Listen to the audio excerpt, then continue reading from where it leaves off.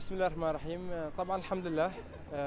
بدينا السباق اليوم، وكان الهواء طبعا مختلف جدا وصعب جدا، مرة يجي مرة ينخفض، وبس الحمد لله يعني سيطرنا على الوضع وكان يومنا طيب بإذن الله. طبعا ما يختلف في تركيا وفي الصين. في تركيا كان الحين يعني الأجواء صعبة جدا، والحمد لله جبنا مركز متقدم أحسن من الصين. فلسه باقي 4 أيام ونطمح للقدام يعني.